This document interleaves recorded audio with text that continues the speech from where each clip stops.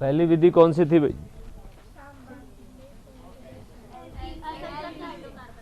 पहला एल्कीन से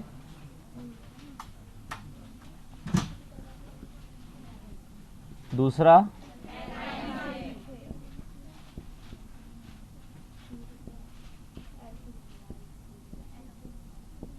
इन दोनों अभिक्रियाओं को क्या कहते हैं?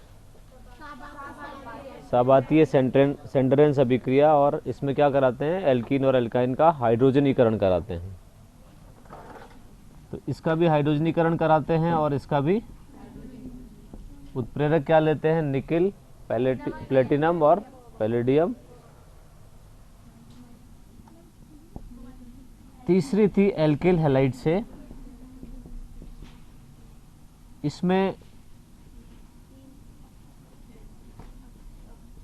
पहला है अपचयन, ये मैंने आपको बता दिया था कल। अपचयन के लिए कई सारे अभिकर्मक हम काम में ले सकते हैं।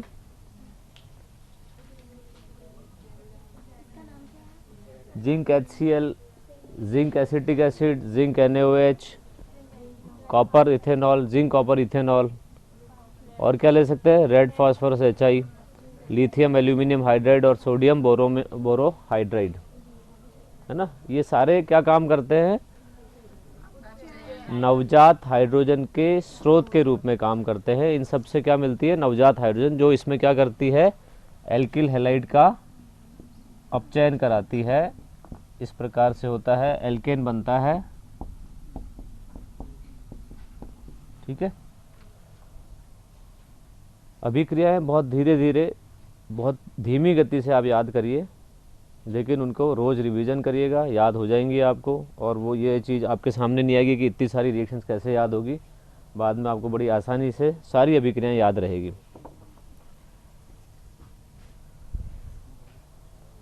तो उधर स्लाइड और दिखाना, आगे बढ़ना उसमें, और आगे, और आगे, और चलिए, और चलिए, और चलिए, चलो बस। हाँ बस, इसके बाद बस यहाँ रुकिए। सेकंड है इसमें, दूसरे इसमें 4 हैं। पहली है वुड्स अभिक्रिया, बहुत महत्वपूर्ण अभिक्रिया है इसमें वुड्स अभिक्रिया।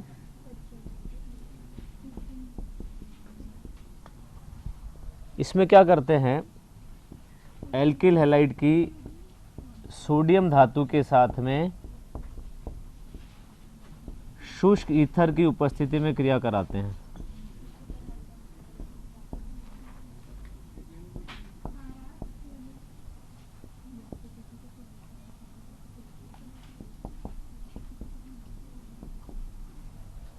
इस अभिक्रिया में क्या हो रहा है? क्या विशेषता है इस अभिक्रिया की?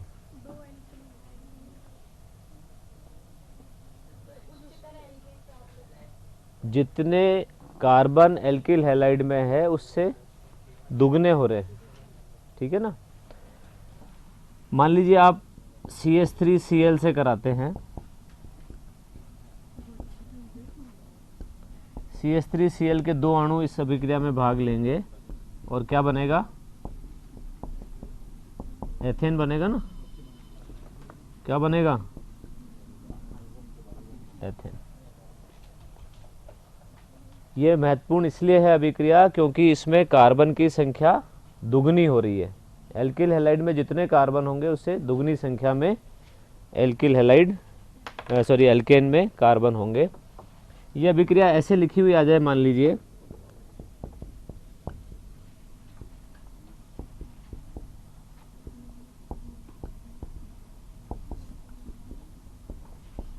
आपसे पूछा जाए ए क्या होगा, क्या बनेगा? आप बताओ। लास्ट तुमको दिखता है पीछे से? तुम आगे बैठो ना, तुम जगह नहीं है आगे कहीं, बताओ। हाँ, नहीं पीछे। बताइए क्या बनेगा इसमें? ब्यूटेन बनेगा। वो ब्यूटेन कैसा होगा?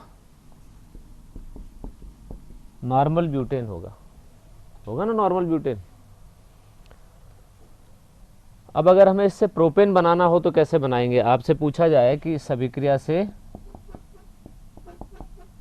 प्रोपेन बनाइए।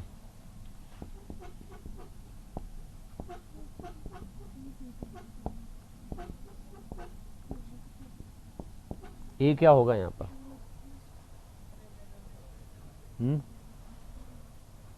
डेढ़ कार्बन वाला कोई अल्किल हैलाइड मिलेगा कहीं? अलग अलग लेने पड़ेंगे, एक 2 कार्बन वाला और एक 1 कार्बन वाला। तो अपन लेंगे CH3CH2Cl plus sodium plus ClCH3, क्या बनेगा? प्रोपेन बन जाएगा ना। लेकिन यहाँ याद रखना आप कि सम संख्या वाले एल्केन बनाने के लिए तो ये एक अच्छी विधि है, लेकिन विषम संख्या वाले अगर एल्केन जैसे प्रोपेन को बनाना हो, जिसमें कार्बन की संख्या विषम हो, उसको बनाने के लिए एक अच्छी विधि नहीं है। क्यों? इसमें क्या होगा, केवल ये प्रोपेन ही नहीं बनेगा। अगर इस अभिक्रिया में जो आपने एथिल क्लोराइड लिया है, इसके 2 अणु आपस में क्रिया कर लें, C2H5Cl plus sodium plus ClC2H5, क्या बन जाएगा? ब्यूटेन बन जाएगा ना। ठीक है। अगर 2 अणु इसके क्रिया कर लें,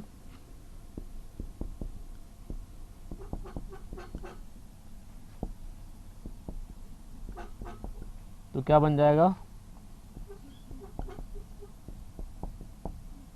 एथेन बन जाएगा।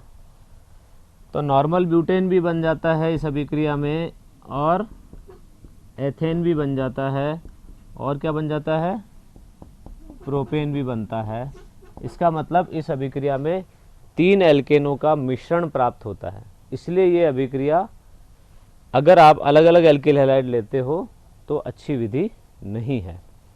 अगर केवल एक ही एल्किल हैलाइड लेते हैं अपन, जैसे एथिल क्लोराइड लिया या मैथिल क्लोराइड लिया, तो ये अच्छी विधि है, क्योंकि इसमें क्या बनेगा? केवल एथेन बनेगा इसमें तो, और इसमें क्या बनेगा? केवल ब्यूटेन बनेगा। लेकिन यदि विषम संख्या वाला एल्केन बनाना हो तो ये विधि अच्छी नहीं कहेंगे। क्यों नहीं कहेंगे? क्योंकि इसमें एक एल्केन के स्थान पर 3 एल्केनों का मिश्रण प्राप्त होता है। ठीक है। इस अभिक्रिया को क्या बोलते हैं? वुड्स अभिक्रिया, जिसमें एल्किल हैलाइड की सोडियम धातु से क्रिया कराते हैं ईथर, शुष्क ईथर की उपस्थिति में, तो क्या बनते हैं? एल्केन बनते हैं। इस अभिक्रिया की क्रियाविधि अभी तक निश्चित नहीं है, लेकिन फिर भी 2 प्रकार की क्रियाविधि इसकी बताई गई है। एक है आयनिक और दूसरी है मुक्त मूलक। ये अभिक्रिया आयनिक क्रियाविधि से भी होती है और मुक्त मूलक क्रियाविधि से भी होती है।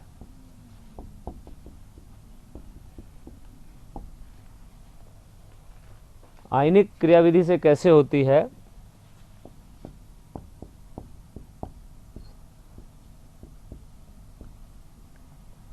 एल्किल हैलाइड की सोडियम धातु से क्रिया होती है और क्या बन जाता है?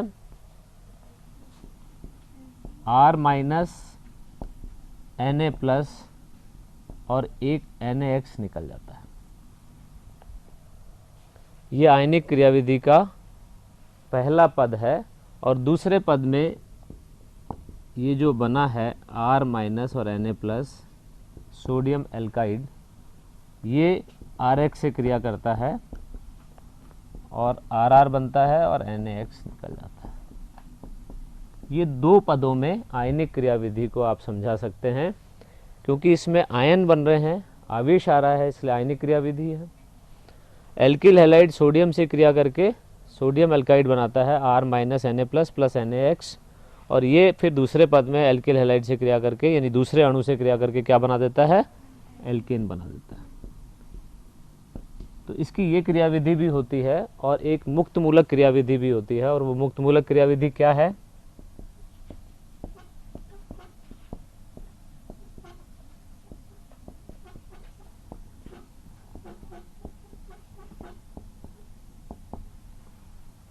मुक्त मूलक क्रियाविधि में क्या होता है?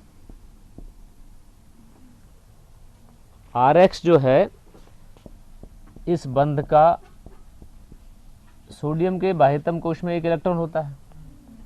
ठीक है। तो इस बंध का समांश विखंडन ये करता है और एल्किल मुक्त मूलक और NaX बन जाता है। सोडियम का एक इलेक्ट्रॉन X के एक इलेक्ट्रॉन के साथ में बंध बना लेता है, तो एल्किल मुक्त मूलक बना। अब ये जो एल्किल मुक्त मूलक है ये क्या करता है, दूसरे एल्किल मुक्त मूलक, कई सारे बनेंगे ना, एक ही थोड़ी बनेगा, क्या बनाएगा, एल्केन। तो ऐसा कहा जाता है कि वुर्ज अभिक्रिया या तो आयनिक क्रिया विधि से हो सकती है या मुक्त मूलक क्रिया विधि से हो सकती है। निश्चित रूप से कुछ नहीं कहा गया अब तक कि कौन सी क्रिया विधि ही होती है।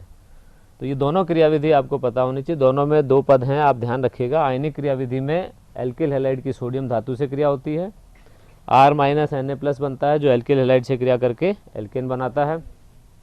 मुक्त मूलक क्रिया विधि में RX बंध का समांश विखंडन करता है सोडियम और इससे एल्किल मुक्त मूलक बनते हैं, और जो एल्किल मुक्त मूलक आपस में जुड़ करके क्या बना देते हैं, एल्केन बना देते हैं।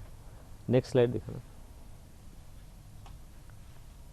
और नहीं आगे, और चलिए, ये क्रिया विधि जो मैंने आपको बताई है।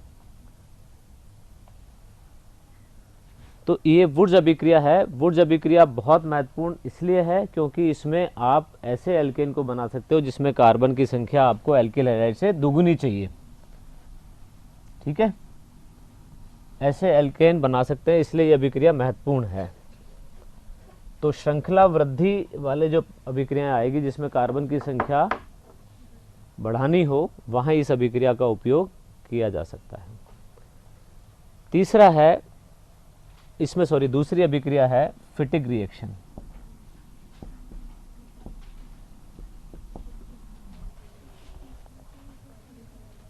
फिटिग रिएक्शन और वुर्ज रिएक्शन में केवल इतना सा अंतर है कि इसमें दोनों एल्किल हैलाइड कैसे होंगे, दोनों एरोमेटिक होंगे, एरिल हैलाइड्स होंगे। फिटिग रिएक्शन में दोनों एल्किल हैलाइड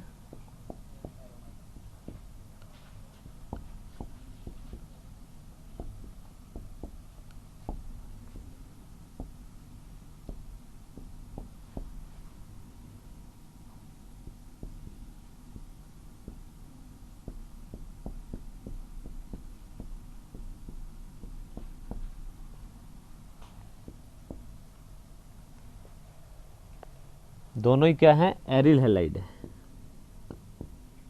ब्रोमोबेंजीन, ब्रोमोबेंजीन। तो फिटिग रिएक्शन और वुर्ज अभिक्रिया में अंतर कितना सा है कि वुर्ज अभिक्रिया में एल्किल हैलाइड की सोडियम धातु से क्रिया हो रही है, और यहाँ पर ये जो है एल्किल हैलाइड वो कौन से हैं, एरिल हैलाइड है, एरोमेटिक हैलाइड्स है। तीसरा है इसमें वुर्ज फिटिग रिएक्शन, दोनों को मिला करके। उसका मतलब सीधा सा है कि इसमें एक तो एल्किल हैलाइड होगा एरोमेटिक और एक होगा एलिफेटिक, दोनों का मिश्रित रूप जो है वो बनेगा, जैसे CH3Cl प्लस सोडियम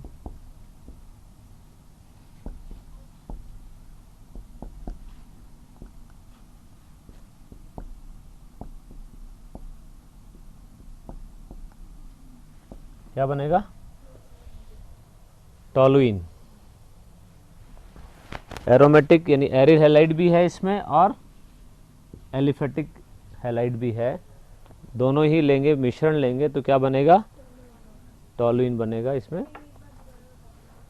देखो, जब वुर्ज अभिक्रिया में तो केवल RX से रिएक्शन कराते हैं एल्किल हैलाइड से, ठीक है, तो एल्केन बनते हैं। लेकिन जब दोनों एरोमेटिक हो, दोनों एल्किल हैलाइड एरिल हैलाइड्स हो, तो कौन सी अभिक्रिया कहलाएगी, फिटिग। अब एक एल्किल हैलाइड तो हो एलिफेटिक और एक हो एरोमेटिक, यानी एक एरिल हैलाइड हो और एक एलिफेटिक हैलाइड हो, तो क्या बनेगा, क्या बनेगा, बनेगा तो एरोमेटिक कंपाउंड। लेकिन इन दोनों में जो ये लेते हैं, ये ले सकते हैं और ये ले सकते हैं, इसलिए इसको कहते हैं वुर्ज फिटिग रिएक्शन। नेक्स्ट स्लाइड दिखाएं। ये वुर्ज फिटिग रिएक्शन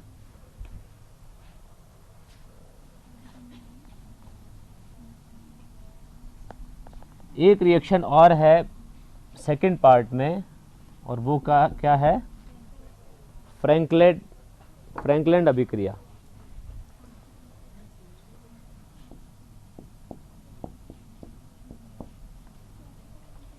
इसमें क्या होता है,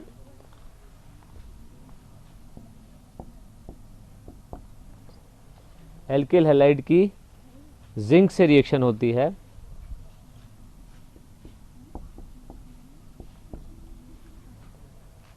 इसमें बनता है R2ZN।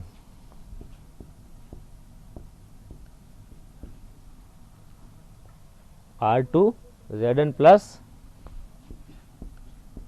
ZnX2, ये कहलाता है FR। FR मीन्स फ्रैंकलैंड अभिकर्मक। R2ZN क्या है, फ्रैंकलैंड अभिकर्मक है जो एल्किल हैलाइड की जिंक से क्रिया पर बनता है। ये जो R2ZN है ये अभिक्रिया में उपस्थित एल्किल हैलाइड से क्रिया करके क्या बना देगा, RR प्लस RZnX।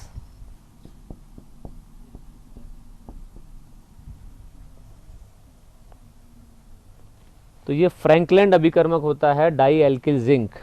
क्या होता है, डाई एल्किल जिंक। ये बनता है एल्किल हैलाइड की जिंक से क्रिया द्वारा। तो अभिक्रिया में समानता क्या है, यहाँ सोडियम लिया जाता है वुड्स में, फिटिक रिएक्शन में, वुड्स फिटिक रिएक्शन में, और इसमें जिंक लेते हैं, और जिंक का जो अभिकर्मक है वो क्या कहलाता है, फ्रैंकलैंड अभिकर्मक कहलाता है। तो फ्रैंकलैंड अभिकर्मक की जब एल्किल हैलाइड से क्रिया होती है तो एल्केन बनता है। ठीक है, नेक्स्ट स्लाइड। तो ये फ्रैंकलैंड अभिक्रिया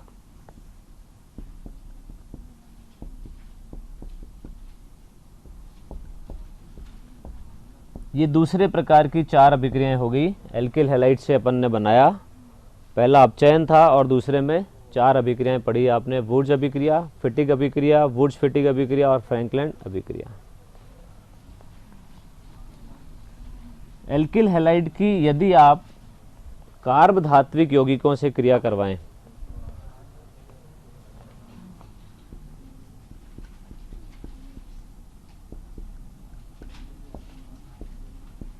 कार्ब धात्विक यौगिकों के साथ क्रिया, इसमें 2 अभिक्रियाएं आपको पढ़नी है। एक तो है ग्रीनियर अभिकर्मक के साथ, यानी एल्किल हैलाइड की ग्रीनियर अभिकर्मक के साथ यदि क्रिया करवाई जाती है तो एल्केन प्राप्त होते हैं।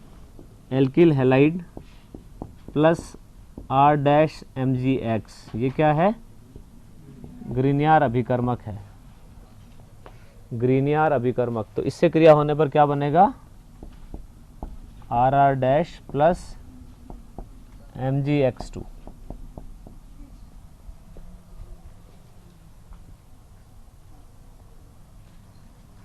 तो GR के साथ में क्या करा आपने, एल्किल हैलाइड की क्रिया कराई, क्या बनता है, एल्केन बनता है। तो ये तीसरे प्रकार की अभिक्रियाओं में पहली हो गई GR के साथ। दूसरी है इसमें कोरे हाउस संश्लेषण।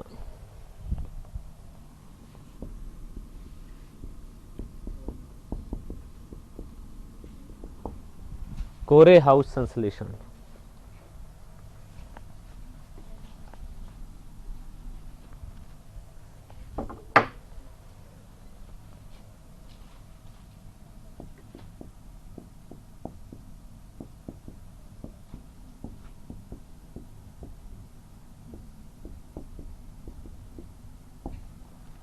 कोरे हाउस संश्लेषण में क्या करते हैं, एल्किल हैलाइड से पहले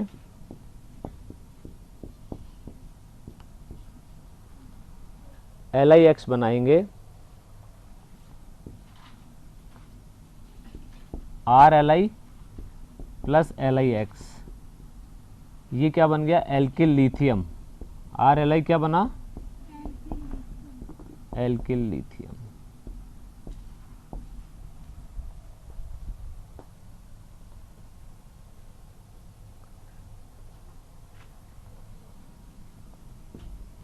ये एल्किल लिथियम जो है ये क्यूप्रस आयोडाइड के साथ अभिक्रिया करता है। किसके साथ, क्यूप्रस आयोडाइड के साथ में तो ये बनता है R2CuLi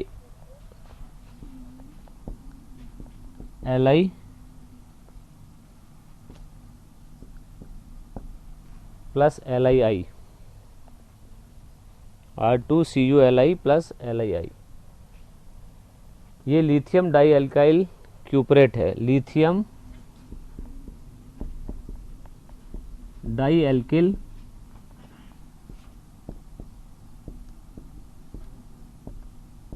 क्यूपरेट,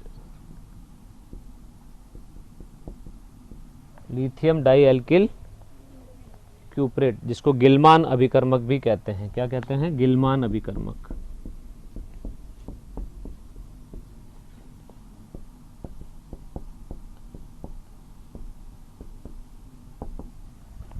lithium di alkyl cuprate को क्या कहते हैं? गिलमान अभिकर्मक भी कहते हैं।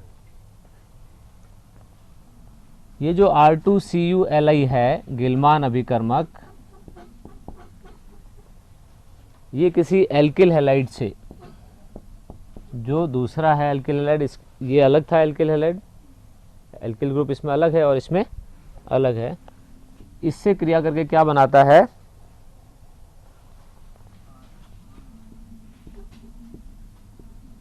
एल्केन बन गया, जिसमें दोनों एल्किल ग्रुप अलग अलग हैं, RR डैश प्लस RCu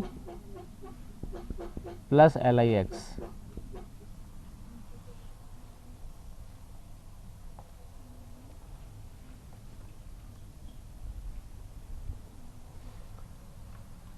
ठीक है, तो ये जो अभिक्रिया है कोरे हाउस संश्लेषण, इसमें क्या होता है कि एल्किल हैलाइड की लिथियम से क्रिया कराते हैं, लिथियम धातु से क्या बनता है? एल्किल लिथियम बनता है।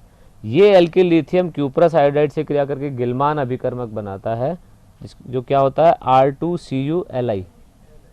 ये वाला जो अभिकर्मक है R2CuLi, ये एल्किल हैलाइड किसी दूसरे एल्किल हैलाइड से क्रिया करके क्या बना देता है? एल्केन बनाता है, और साथ में ये भी बनते हैं RCu और LiX। नेक्स्ट स्लाइड दिखाएं। तो तीन विधियां जो आपने पढ़ी बनाने की, पहली विधि एल्कीन से, दूसरी एल्काइन से, तीसरी एल्किल हैलाइड से। और एल्किल हैलाइड में आपको क्या ध्यान रखना है कि उसमें फिर तीन अभिक्रियाएं हैं, तीन भागों में बांटा है। पहली अभिक्रिया अपचयन है, दूसरी अभिक्रिया जिसमें चार भाग हैं, वुर्ज अभिक्रिया, फिटिग अभिक्रिया, वुर्ज फिटिग अभिक्रिया और फ्रैंकलैंड अभिकर्मक के साथ, ठीक है, या फ्रैंकलैंड अभिक्रिया। तीसरे प्रकार की जो अभिक्रिया है इसमें एल्किल हैलाइड में, वो है कार्ब धात्विक यौगिकों के साथ में। ये कार्ब धात्विक यौगिक है RLi, तो इस RLi से अभिक्रिया होगी, और इस तरीके से ये कोरे हाउस संश्लेषण में भी हो रहा है। GR के साथ में क्या करा? GR के साथ रिएक्शन होती तो GR का जो एल्किल ग्रुप है वो और एल्किल हैलाइड का जो एल्किल ग्रुप है वो मिलके एल्केन बनाते हैं। तो इस प्रकार से तीन भागों में एल्किल हैलाइड वाली अभिक्रिया को बांटा है। चौथी बनाने की विधि जो है वो क्या है? GR से, यानी GR से आप कहेंगे दो बार आ गई, है ना। ये एल्किल हैलाइड में हमने इसलिए ले ली कि इसमें GR के साथ एल्किल हैलाइड की क्रिया कराते हैं, तो यहाँ हमने यूज़ किया GR के साथ। केवल अगर आपसे कहा जाए कि GR से कैसे बनाएंगे एल्केन, तो आप दो विधि बता सकते हैं। एक विधि तो ये है जो यहाँ बताई है कि GR की एल्किल हैलाइड के साथ क्रिया कराएंगे तो बन जाएगा। दूसरी जो हम बता रहे हैं अभी वो क्या है? GR जो होता है वो होता है RMgX। क्या होता है? RMgX। और इस RMgX को इधर लिख लेते हैं, RMgX। सक्रिय हाइड्रोजन युक्त पदार्थ जितने भी होते हैं, ऐसे पदार्थ जिनमें सक्रिय हाइड्रोजन होती है, यानी सक्रिय का मतलब क्रियाशील हाइड्रोजन होती है, उनके साथ क्रिया, जैसे जल में भी एक हाइड्रोजन क्रियाशील होती है, अल्कोहल में भी एक हाइड्रोजन क्रियाशील होती है, एसिटिक अम्ल में भी क्या होगा? क्रियाशील है। एसिटिलीन जो होती है उसमें भी ऐसा ही होता है, सक्रिय हाइड्रोजन होती है जो। ऐसे ही अमीन जो होते हैं, अमोनिया में भी हाइड्रोजन क्रियाशील है, ये क्या है, एल्किल अमीन है। इन सब में क्या है, सक्रिय हाइड्रोजन है, और सक्रिय हाइड्रोजन जो है वो इस एल्केन के साथ में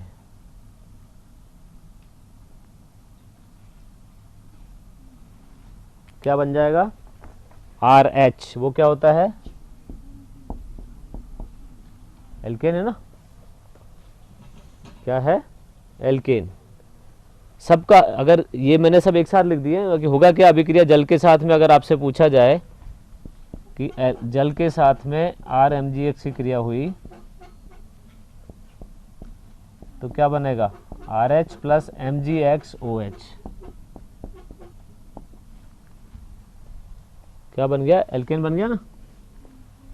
तो इसमें से इसने क्या करा, केवल सक्रिय हाइड्रोजन को ले लिया है। तो Gr की सक्रिय हाइड्रोजन युक्त पदार्थों से क्रिया कराने पर एल्केन बनता है। साइड प्रोडक्ट जो होंगे, जो इसके अलावा जो बनेगा वो क्या होगा, इसमें तो होगा MgXOH, दूसरे में क्या होगा, MgXOR। जहाँ से हाइड्रोजन अलग हुई है ना वो इधर जुड़ जाएगा, फिर MgXOCOCH3,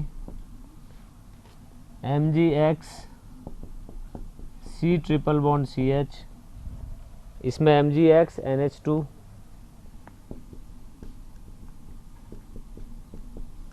और इसमें MgXNHR।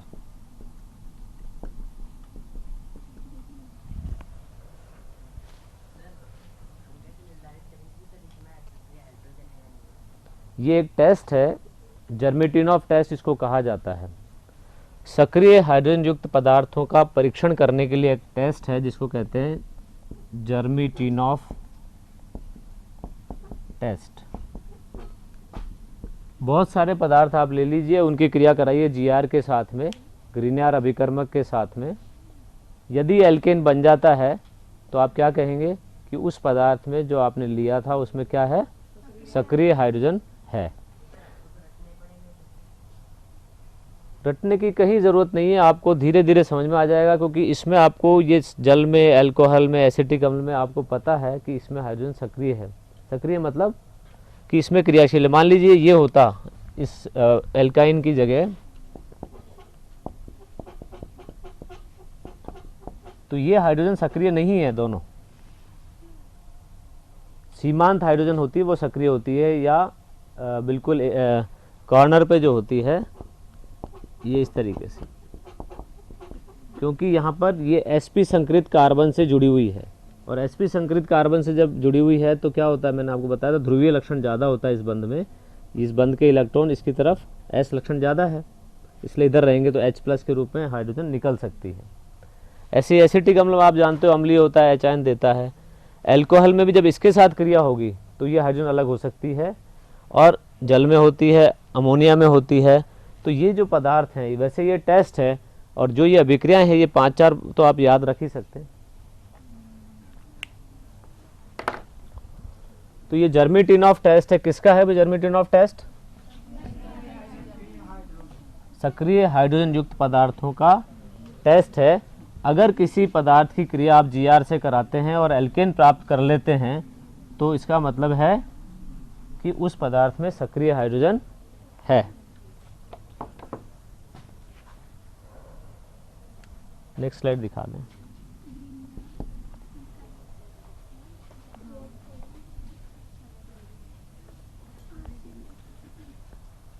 चार अभिक्रियाएं हो गई, एल्कीन से, एल्काइन से, एल्किल हैलाइड से और Gr से। पांचवी है अल्कोहल से।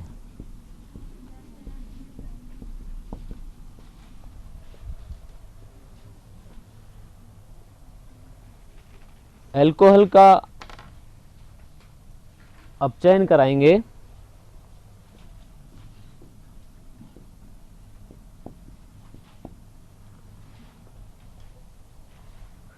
टू HI, यानी HI क्या करता है,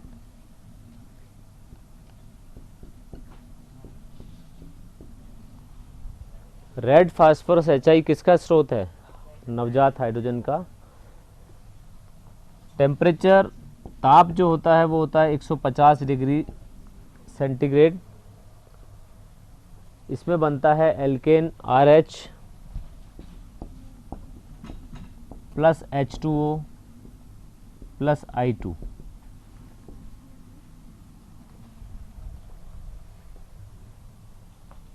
मैंने कल आपको बताया था कि हम क्यों लेते हैं लाल फास्फोरस, रेड फास्फोरस। अभिक्रिया में जो आयोडीन बनती है वो बहुत क्रियाशील होती है और अभिक्रिया विपरीत जा सकती है। उसको रोकने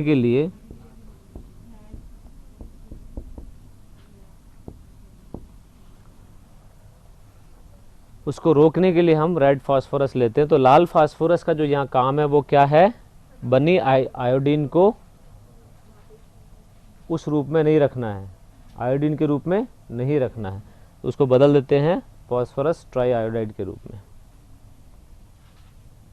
तो अल्कोहल का केवल एक अपचयन है जिसके द्वारा हम एल्केन बना सकते हैं। ठीक है,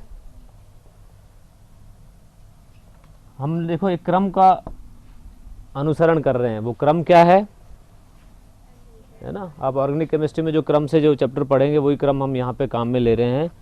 केवल इसलिए ध्यान रख रहे हैं इस क्रम को कि हमें अभिक्रिया याद हो जाए, हम उस क्रम को नहीं तोड़ें और अभिक्रिया को याद रख लें।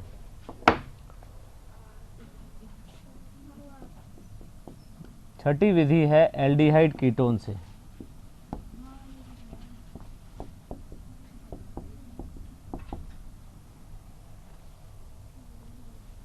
एल्डिहाइड कीटोन, आप ध्यान रखना कि एल्डिहाइड कीटोन के अपचयन से भी, एल्डिहाइड कीटोन का मतलब होता है कार्बोनिल समूह, और इस कार्बोनिल समूह का जब अपचयन कराते हैं तो इसमें 4HI की जरूरत पड़ती है। इसमें भी रेड फास्फोरस कंडीशन वही है जो अल्कोहल में काम में ली थी।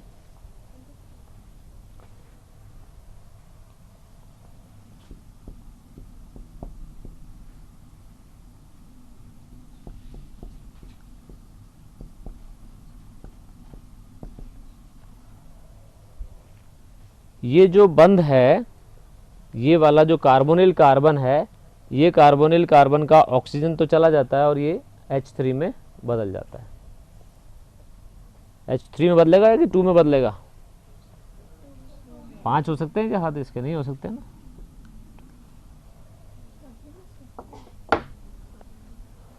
देखिए अगर आप लेते हैं कोई एल्डिहाइड, मान लीजिए ये लिया आपने, यहाँ पर लिखा हुआ है लाल फास्फोरस HI 150 डिग्री सेल्सियस ताप, क्या बनेगा? उत्पाद बताइए क्या बनेगा, इस अभिक्रिया का प्रोडक्ट क्या होगा? एल्केन बनना है। यहाँ 2 आ जाएंगे, 2 हाइड्रोजन यहाँ आ जाएंगे और 2 हाइड्रोजन इसके पास, यही होगा ना। अल्कोहल के केस में आपने केवल 2HI लिए थे क्योंकि आपको 2 ही हाइड्रोजन चाहिए थे। यहाँ पे आपको 4 चाहिए, तो आप क्या कर रहे हैं 4HI, क्योंकि ये तो स्रोत है, ये तो सोर्स है, HI का हाइड्रोजन का स्रोत है, जितनी चाहिए उतनी ले लो आप। अल्कोहल को 2 ही चाहिए थी, 2 दे दी इसने, 4 इसको चाहिए, 4 इसको दे दी। तो अब क्या बन जाएगा, ये RCH तो है ही, ये यहाँ H2 हो जाएगा प्लस H2O प्लस 2I2। तो क्या बना, ये RCH3 यानी कि एल्केन बन गया। बन गया कि नहीं?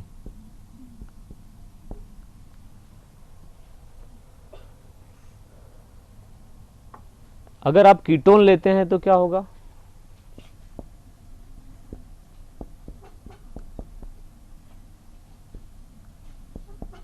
कीटोन यदि लेंगे तो क्या बनेगा?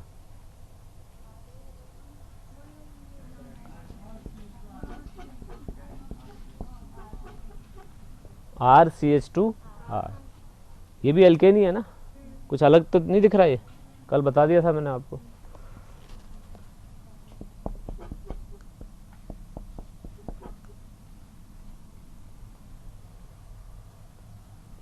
प्रश्न लिखें एक आप, एक कीटोन ए से प्रोपेन कैसे प्राप्त करेंगे?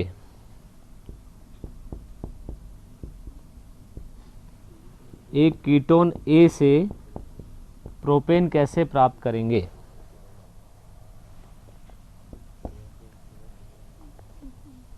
जल्दी से लिखिए, कौन सा कीटोन होगा जिससे प्रोपेन मिलेगा?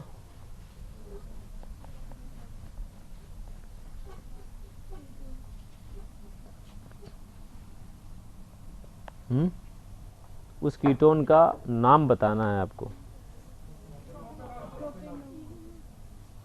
प्रोपेनॉन, जिसको एसीटोन भी कहते हैं। अगर हम ये लेंगे तो आपको पता है ये CO ग्रुप CH2 में बदलना है। इस CO ग्रुप का किस में परिवर्तन हो जाता है? तो 1, 2 और 3 बन गया प्रोपेन। तो इसकी क्रिया किससे कराएंगे आप? रेड फास्फोरस HI से, तो बन जाएगा। समझ में आ गया आपको? किसी को समझ में नहीं आया तो बोले भाई। आ गया समझ में?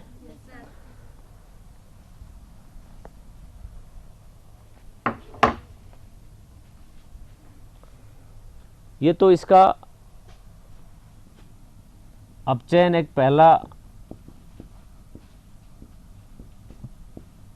पहली विधि है एल्डिहाइड कीटोन में। 3 विधियां पढ़नी है एल्डिहाइड कीटोन में।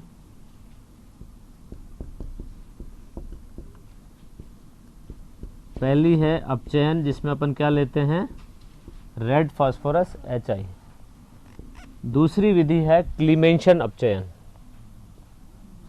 क्लीमेंशन अपचयन, वो भी अपचयन है लेकिन उसका नाम है क्लीमेंशन अपचयन। किसी को आता है? क्लीमेंशन अपचयन पढ़ा है आपने?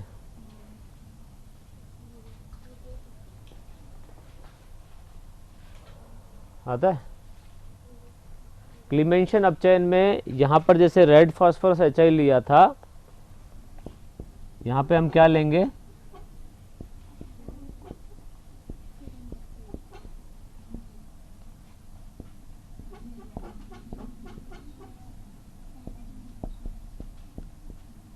जिंक अमलगम और सांद्र HCl लेते हैं।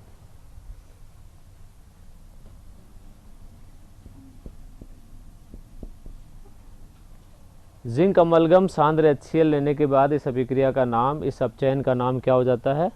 क्लीमेंशन अपचयन। वही 4 हाइड्रोजन अपचयन के लिए आवश्यक है कीटोन के अपचयन के लिए। 4 में से 2 इसके साथ जुड़ जाएगी तो क्या बन जाएगा? प्रोपेन बन जाएगा प्लस H2। तो यदि अपचायक के रूप में जिंक अमलगम HCl लेंगे तो अभिक्रिया को हम क्या कहते हैं? क्लीमेंशन अपचयन कहते हैं। अब मेरा सवाल यह है कि क्या इससे आप मेथेन बना सकते हो? वुड इस क्लीमेंशन अपचयन से मेथेन बन सकता है क्या? बन सकता है क्या मेथेन? जो कार्बोनिल ग्रुप होगा, कार्बोनिल समूह होगा, ये किस में बदलता है? CH2 में बदलता है ना। और ये अभिक्रिया ध्यान रखिएगा कीटोन्स के लिए है। कीटोन दर्शाते हैं, एल्डिहाइड नहीं दर्शाते। क्लीमेंशन अपचयन कीटोन दर्शाते हैं, एल्डिहाइड नहीं दर्शाते। तो ये जो अभिक्रिया है इसमें कम से कम 3 कार्बन होंगे ना। कीटोन अगर है तो कितने कार्बन चाहिए? 1, 2 और 3। तो प्रोपेन से कम तो बना ही नहीं सकते आप। तो मेथेन नहीं बनेगा, एथेन नहीं बनेगा। चलिए, अब मेथेन एथेन तो नहीं बनेगा, ये तो आपको समझ में आ गया। ब्यूटेन बन जाएगा क्या? ये नहीं बनेगा, ये नहीं बनेगा। ब्यूटेन बन जाएगा क्या? बोलिए, क्या इस विधि से ब्यूटेन बन सकता है? नहीं बनेगा। कैसे बन जाएगा? यहां एथिल समूह लगा देते हैं तो बन जाएगा ना। लेकिन अगर आपसे पूछा जाए कि आइसोब्यूटेन बनेगा क्या?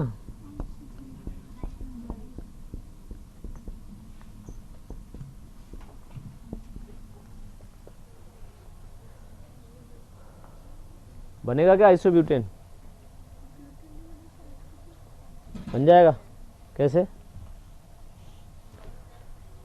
इस अभिक्रिया की एक मुख्य बात आप ध्यान रखिएगा कि इसमें ये कार्बोनिल समूह किस में बदलता है?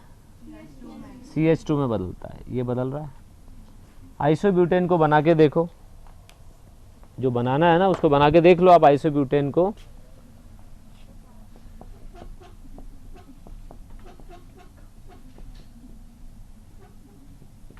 इसमें कहीं CH2 दिख रहा है आपको? तो फिर कैसे बनेगा? नहीं बन सकता ना। तो आइसोब्यूटेन, इससे ब्यूटेन तो बनेगा लेकिन आइसोब्यूटेन नहीं बन सकता। और एक यौगिक, एक एल्केन और बताइए जो आप नहीं बना सकते इससे, वो कौन सा है?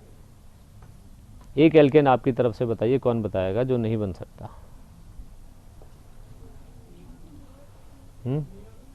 नियो, पूरा नाम बोलो। नियोपेंटेन।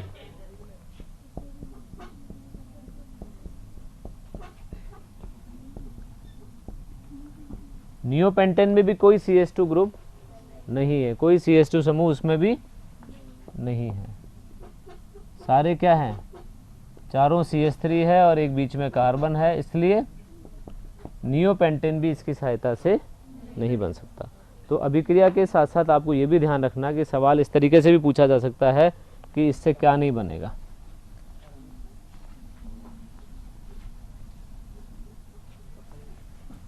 क्लीमेंशन अपचयन के बाद में ये जो दूसरा अपचयन है, क्लीमेंशन अपचयन एल्डिहाइड कीटोन में,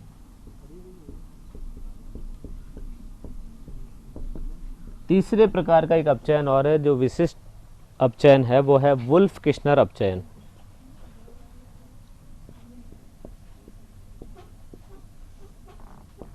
वुल्फ किश्नर अपचयन।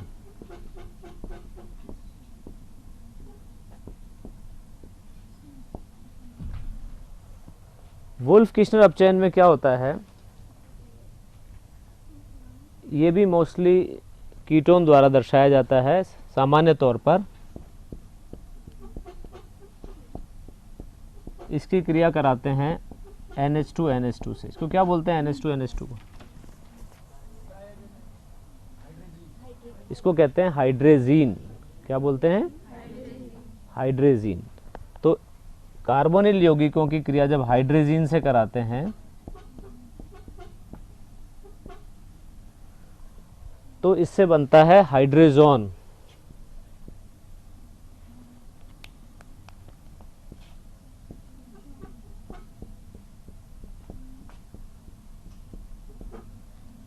ये कहलाता है हाइड्रेजोन।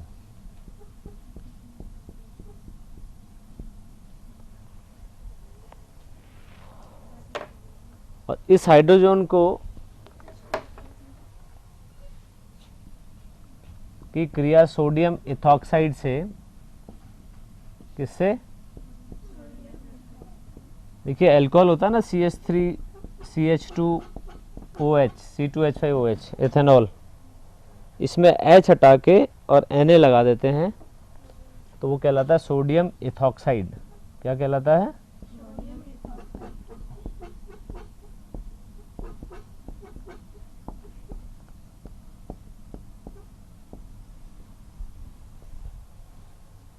ताप होना चाहिए 180 डिग्री सेल्सियस।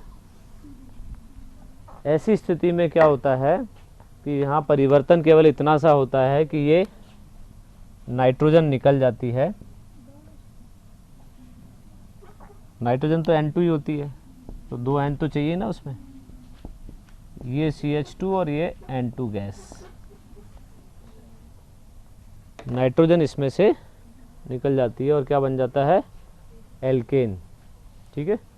तो कार्बोनिल यौगिक की क्रिया किससे कराई आपने? हाइड्रोजन से कराई, हाइड्रेजोन बना। और हाइड्रोजन की जब सोडियम इथॉक्साइड से क्रिया कराते हैं 180 डिग्री सेल्सियस पर तो क्या बन जाता है? एल्केन बन जाता है और नाइट्रोजन इससे इवॉल्व हो जाती है, निकल जाती है। स्लाइड दिखाना सब। नेक्स्ट, एल्कोहल के बाद में मैंने बताया आपको एल्डिहाइड कीटोन से, जिसमें 3 है अपचयन। पहला जिसमें रेड फास्फोरस HI लेते हैं, दूसरा क्लीमेंशन अपचयन, नेक्स्ट और तीसरा वुल्फ किश्नर अपचयन। ठीक है, 6 विधियों से आपने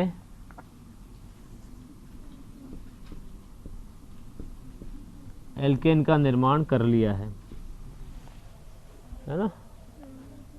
6 विधियां कौन कौन सी हो गई? एल्कीन से, एल्काइन से, एल्किल हैलाइड से, जीआर से, अल्कोहल से और एल्डिहाइड कीटोन से। देखिए, आपको रिएक्शन याद इसलिए हो जाएगी कि आपने एक क्रम याद कर लिया है। उसमें लिखा हुआ है कि एल्कीन से क्या बनाना है? एल्केन बनाना है। तो आपको 2 चीज़ पता है, एल्कीन पता है, एल्केन पता है। अब आपको क्या पता करना है? इसमें अभिकर्मक कौन सा काम में लेंगे, कौन सा उत्प्रेरक काम में लेंगे, वो आपको ध्यान रखना है। तो वो क्या होगा, धीरे धीरे आप प्रैक्टिस से याद करते जाएंगे तो आपको याद रहना शुरू होंगे। अब यहाँ ये विशिष्ट अभिक्रियाएं हैं, ये महत्वपूर्ण होती हैं। जब भी कोई नेम रिएक्शन आती है तो वो महत्वपूर्ण, उसका महत्व अलग होता है। वुल्फ किश्नर अपचयन आपसे पूछा जाए तो वुल्फ किश्नर अपचयन आपको बताना है कि इसमें एल्डिहाइड कीटोन की हाइड्रोजन से क्रिया हो रही है और बनता क्या है? अल्टीमेटली एल्केन बनता है। अब ये अभिक्रिया और कहाँ आएगी? जब एल्डिहाइड कीटोन पढ़ोगे तो रासायनिक गुणों में भी ये अभिक्रिया आएगी ना आपकी। तो 2 जगह ये अभिक्रिया आपको मिलेगी। 7वां जो मेथड है बनाने की विधि है 7वीं, वो किससे है? कार्बोक्सिलिक अम्लों से। कार्बोक्सिलिक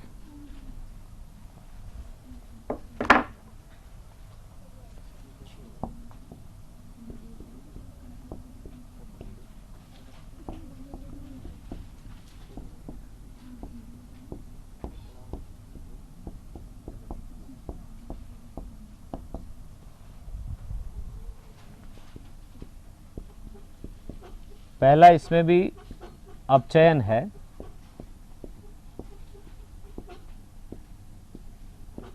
अपचयन के लिए वही रेड फास्फोरस HI क्या लेते हैं?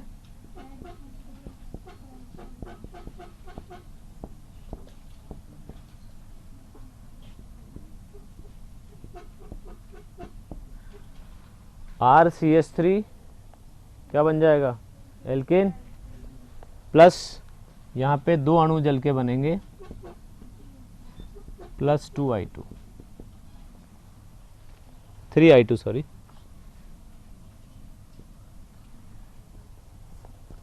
इसमें क्या होता है? 6 अणु HI की क्रिया करते हैं। कितने चाहिए इसके लिए? 6 अणु चाहिए। जब अल्कोहल लिया था तो 2 ही चाहिए थे, एल्डिहाइड कीटोन लिया तो 4 चाहिए थे, और जब कार्बोक्सिलिक अम्ल आ गया तो कितने चाहिए? 6 चाहिए। इसमें से यहाँ तक काम आ गए कितने? 2H तो यहाँ काम आ गए,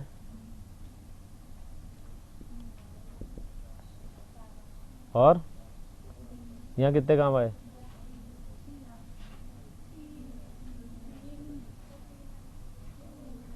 6 चाहिए ना आपको।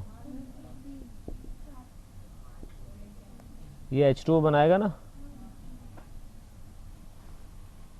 ठीक है। यूँ कर लो इसको, ठीक है। एक H2O तो ये हो गया, एक जल का अणु ये हो गया, ये वाला, और ये RCH3। तो कार्बोक्सिलिक अम्ल में 6 चाहिए। अब आपको एक चीज़ और ध्यान रखनी है यहाँ पर, इन तीनों में अभिक्रिया आपने एक कॉमन देखी कि तीनों अल्कोहल हो, चाहे एल्डिहाइड कीटोन हो, चाहे कार्बोक्सिलिक अम्ल हो, तीनों के अपचयन से, और अपचयक कौन है? Red phosphorus HI। उससे हम क्या बना सकते हैं? एल्केन बना सकते हैं। इसका मतलब क्या है कि जो कार्बोक्सिलिक अम्ल होते हैं वो पहले एल्डिहाइड कीटोन में बदलते हैं और उसके बाद इसका अपचयन होता है अल्कोहल में, अल्कोहल बनते हैं, और अल्टीमेटली अल्कोहल के अपचयन से क्या बनते हैं? एल्केन। ठीक है, ये क्रम है। तो यहाँ तो आपको 2H चाहिए, यहाँ 4H चाहिए, यहाँ 6H चाहिए, टोटल यहाँ से यहाँ तक जाने में। समझ गए आप? तो आपको ध्यान रखना है कि कार्बोक्सिलिक अम्लों के अपचयन से एल्डिहाइड कीटोन बनते हैं, एल्डिहाइड कीटोन के अपचयन से अल्कोहल बनते हैं, और अल्कोहल के अपचयन से एल्केन बनता है। और इसका उल्टा जो क्रम होता है उसको क्या बोलेंगे? ऑक्सीकरण। अगर ऑक्सीकरण कराएं अल्कोहल का तो एल्डिहाइड कीटोन बनेगा, और एल्डिहाइड कीटोन का ऑक्सीकरण कराएंगे तो क्या बनेगा, कार्बोक्सिलिक अम्ल बनेंगे। तो ये आप ध्यान रखिएगा, बाद में आपके काम आएगा।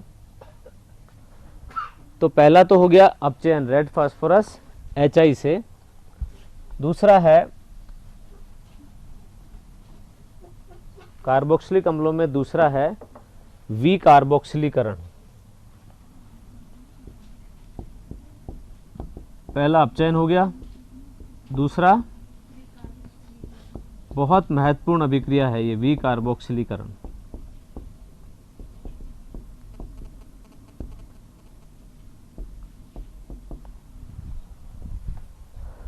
विकार्बोक्सिलीकरण में क्या होता है, किसी भी अम्ल का सोडियम लवण लेते हैं, कार्बोक्सिलिक अम्ल तो है ही वो, तभी तो सोडियम हाइड्रोक्साइड के साथ में सोडियम लवण बनाएगा। इसकी क्रिया सोडा लाइम से कराते हैं। सोडा लाइम क्या होता है, NaOHCO,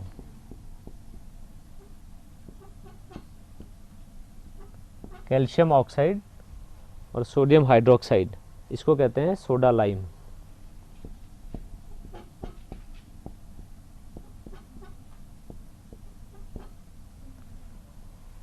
इसमें से Na2CO3 निकल जाता है।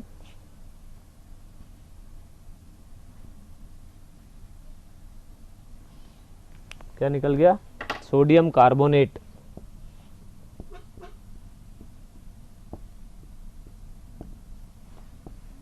बन क्या गया, क्या बना, एल्केन बना। और क्या निकल गया, सोडियम कार्बोनेट।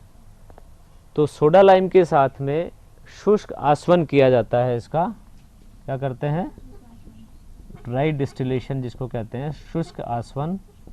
और ऐसा करने पर क्या होता है, एल्केन प्राप्त होता है। इस अभिक्रिया की क्या विशेषता है, बोलो।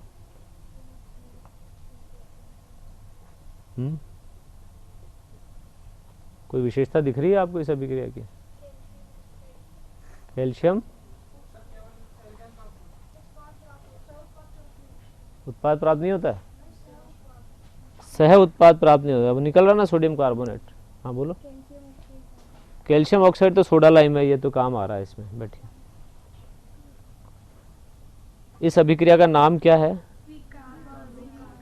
इसका मतलब इसमें जो COH समूह था वो इसमें जिंदा नहीं रहा, खत्म हो गया। इसका मतलब ये हुआ कि इसमें जो कार्बन है उसकी संख्या में कमी होगी ना। मान लीजिए आप इथेनोइक अम्ल का विकार्बोक्सिलीकरण कराते हैं, किसका, एथेनोइक अम्ल का, CH3COH। ये अभिक्रिया करा रहे हैं पूरी, क्या बनेगा,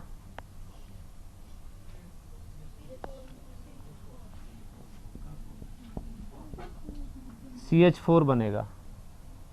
यानी कि ये जो कार्बन है, यहाँ तो आप एथेनोइक अम्ल लिख रहे थे, क्या लिख रहे थे, और यहाँ क्या बन रहा है, मेथेन।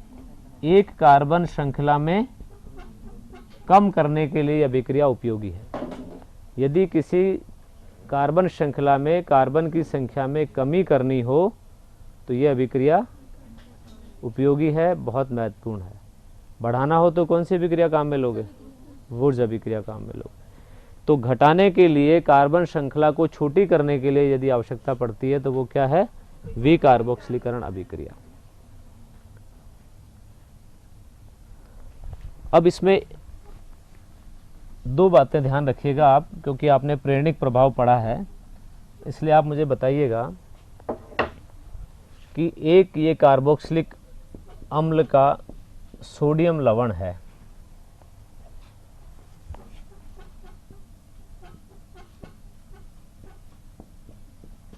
ठीक है, ये कार्बोक्सिलिक अम्ल का सोडियम लवण है।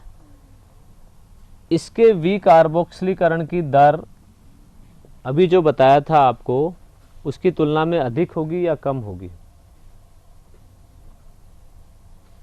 केवल ये नहीं हो यहाँ पर, तब अभिक्रिया की दर जो होती है उसकी तुलना में ये लगाने के बाद में अभिक्रिया की दर कम हो जाएगी या ज़्यादा हो जाएगी, यानी विकार्बोक्सिलीकरण की दर बढ़ जाएगी या घट जाएगी? क्यों? कार्बोनिल समूह जुड़ा हुआ है इसलिए कम हो जाएगी। ये क्या करता है ऐसा, आकर्षित कर, मतलब माइनस आई प्रभाव दर्शाता है। तो माइनस आई प्रभाव दर्शाने के कारण क्या होगा, कम हो जाएगी दर, कार्बोक्सिलिक समूह नहीं निकल पाएगा आसानी से, यही मतलब है। आप उल्टा नहीं बोल रहे हो। जब कोई समूह इसके पास में ऐसा जुड़ा हुआ है जिसका कैसा प्रभाव है, तो ये आसानी से अलग होगा, विकार्बोक्सिलीकरण की दर बढ़ जाएगी। आपको जो प्रेरणिक प्रभाव बताया था उसका सही तरीके से आपको उपयोग करना है कि जब माइनस आई प्रभाव इसका काम करेगा, इलेक्ट्रॉन आकर्षित समूह इसमें जुड़ जाए या माइनस आई प्रभाव वाला समूह जुड़ जाए, तो अभिक्रिया की दर बढ़ जाती है, क्योंकि ये क्या करते हैं, इलेक्ट्रॉन्स को अपनी ओर खींचते हैं। एक और उदाहरण लें आप,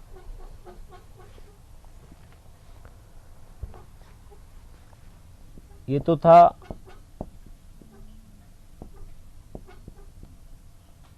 अब द्विकार्बोक्सिलिक अम्ल है, ये इसका विकार्बोक्सिलीकरण होता है और या तो ये चला जाएगा या ये चला जाएगा, कार्बन डाइऑक्साइड के रूप में निकल जाता है। इसको केवल गर्म करने पर ही ऐसा हो जाता है और क्या बन जाता है, एसिटिक अम्ल। द्विकार्बोक्सिलिक अम्लों को केवल गर्म करते ही विकार्बोक्सिलीकरण हो जाता है, यानी एक कार्बन से यदि दो कार्बोक्सिलिक समूह जुड़े हों तो उसमें से एक कम हो जाता है केवल गर्म करने से। तो ये बड़ी आसानी से विकार्बोक्सिलीकरण हो जाता है। कारण क्या होगा,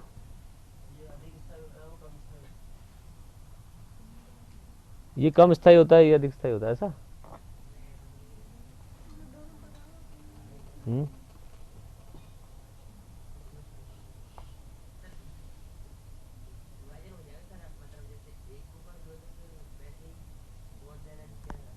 मैंने आपको पूरा ये चैप्टर पढ़ाया था और मैं आपके ऊपर छोड़ता हूँ इसको। आप नेक्स्ट टर्न पे जब भी अपन मिलेंगे तब इस प्रश्न को मैं पूछूंगा, आप इसका उत्तर लिख के रखना अपने पास में, ठीक है। आज नहीं बताता इसको, लेकिन आपको पढ़ाया हुआ है, आप थोड़ा सा पढ़ेंगे इसको जा करके तो आप इसका उत्तर दे पाएंगे। बाहर भी जो भी बैठे हैं वो भी इस प्रश्न को करें कि ये इसका विकार्बोक्सिलीकरण सरलता से क्यों हो जाता है। द्विकार्बोक्सिलिक अम्ल जो होते हैं उनका विकार्बोक्सिलीकरण सरलता से हो जाता है। अब प्रश्न ये है कि आपको इन तीनों के विकार्बोक्सिलीकरण उत्पाद बताने हैं। एक है, स्लाइड दिखाएं नेक्स्ट, और आगे चलिए, और चलिए, बस और चलिए। इनके विकार्बोक्सिलीकरण उत्पाद बताने हैं आपको। ये तीन कार्बोक्सिलिक अम्ल हैं,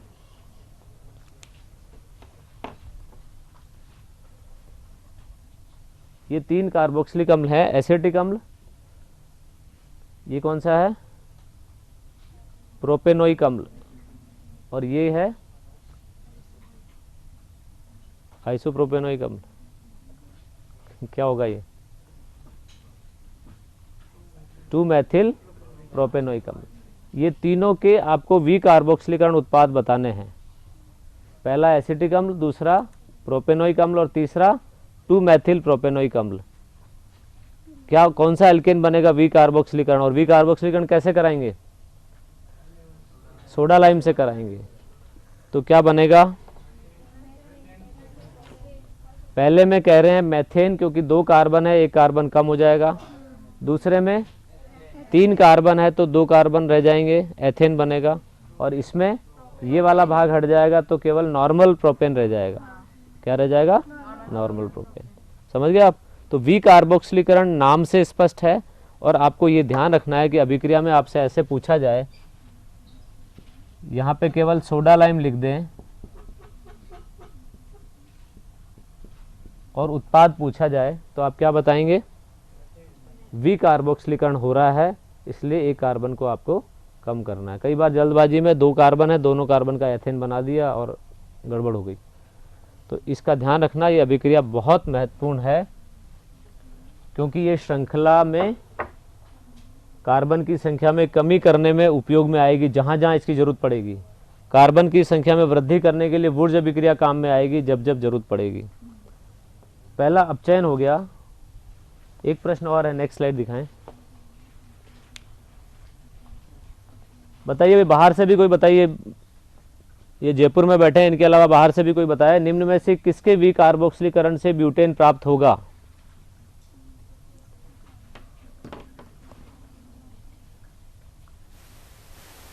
बाहर से भी कोई बताए इसमें कि इनमें किसके वी कार्बोक्सिलीकरण से ब्यूटेन प्राप्त होगा, जल्दी से करके देखिए। पेंटेनोइक अम्ल से, 2 मेथिल ब्यूटेनोइक अम्ल से, या दोनों से? इन तीनों में कौन सा उत्तर सही है? पहले वाला तो बहुत अच्छे से दिख रहा है आपको कि इसमें 5 कार्बन है और आपको क्या बनाना है, ब्यूटेन बनाना है। 4 कार्बन वाला वी कार्बोक्सिलीकरण हो गया। इसमें देखो, इसमें क्यों नहीं देखना,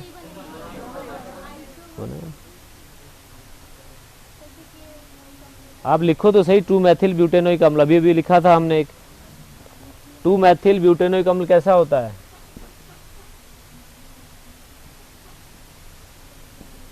एक दो, इस पर मेथिल, 2 मेथिल ब्यूटेनोइक अम्ल, तो ये वाला हट जाता है ना, तो बनेगा ना ब्यूटेन। तो इन दोनों से बनेगा, पेंटेनोइक अम्ल से भी बनेगा, 2 मेथिल ब्यूटेनोइक अम्ल से भी बनेगा, यानी कि उत्तर क्या होगा, 6 होगा आपका। ठीक है, समझ में आ गया सबको? तो वी कार्बोक्सिलीकरण में आप ये मत सोचिए कि एक पहला, मैंने कहा ना, आप गलती पहले भी कर देते हैं, तुरंत ए उत्तर लिख देंगे, वो गलती हो जाएगा। नेक्स्ट लाइन,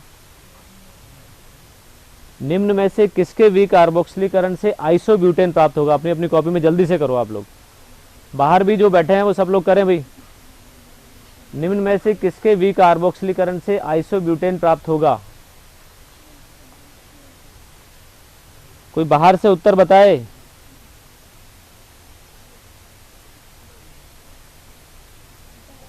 आज पाली में ये प्रश्न देखा है आपने, बताइए इसका उत्तर पाली से कोई।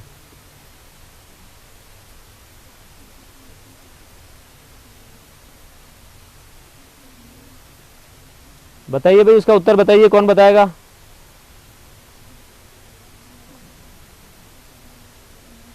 प्रश्न देखा था, आप बोलिए ना, माइक लीजिए हाथ में अपने।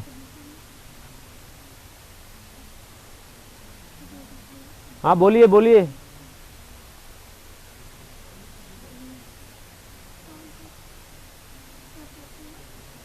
बताएंगे या नहीं, बताइए जल्दी से।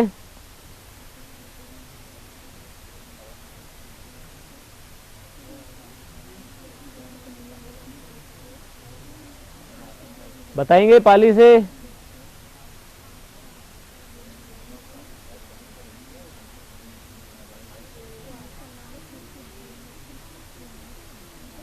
माइक नहीं है इनके पास।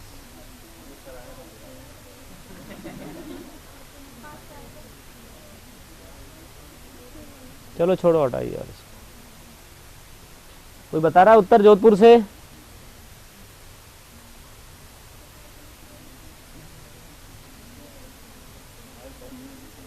क्या हाथ में है माइक? माइक चलाइए अपना, ऑन कीजिए माइक को।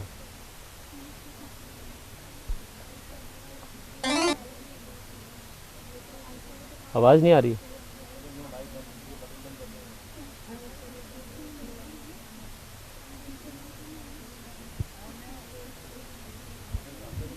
सर 100 आंसर सही है। दूसरा आंसर सही है ना? 100 आपको समझ में आ गया? सर 30। हाँ सर, तीसरा आंसर सही है, 100। मतलब दोनों से ही बन सकता है? हाँ सर। सही है।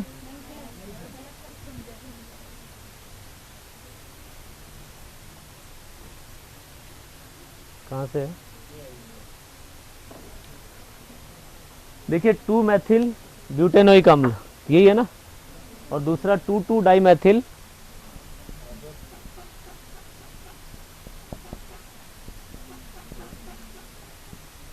प्रोपेनोइक अम्ल, यही हुआ ना। अब क्या बनेगा?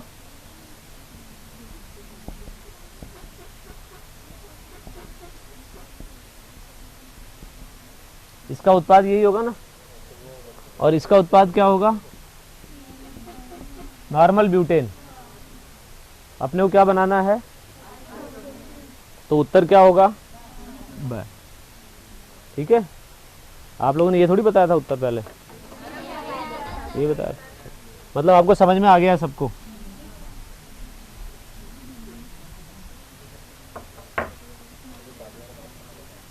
कराएं।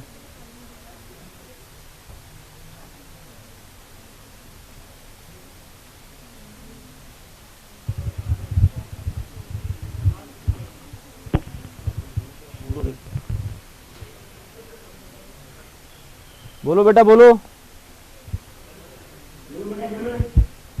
बोलिए। हाँ, हाँ बोलिए।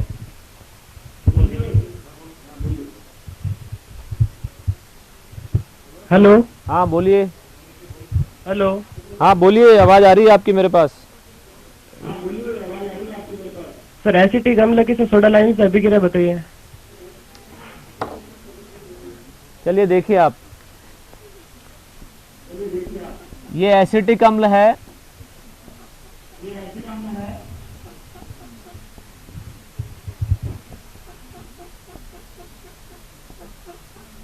एक्चुअल में अभिक्रिया में इसका सोडियम लवण काम में लेते हैं, सोडियम लवण भाग लेता है।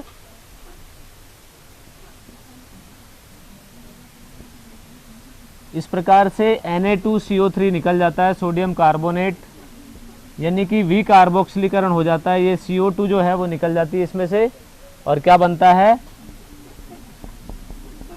मेथेन बनता है। वी कार्बोक्सिलीकरण में यहाँ पर 2 कार्बन वाला आपने एसिटिक अम्ल लिया था, एथेनोइक अम्ल, और इससे क्या बना आपके मेथेन बना। तो इस प्रकार से वी कार्बोक्सिलीकरण होता है। समझ में आ गया अभी पाली से?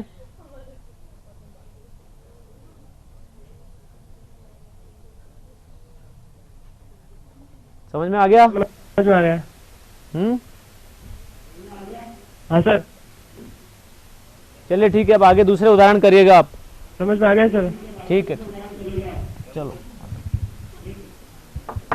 वी कार्बोक्सिलीकरण के बाद में एक और कार्बोक्सिलिक अम्लों से एल्केन बनाने की विधि है, वो है कॉल्बे का विद्युत अपघटनी अपचयन।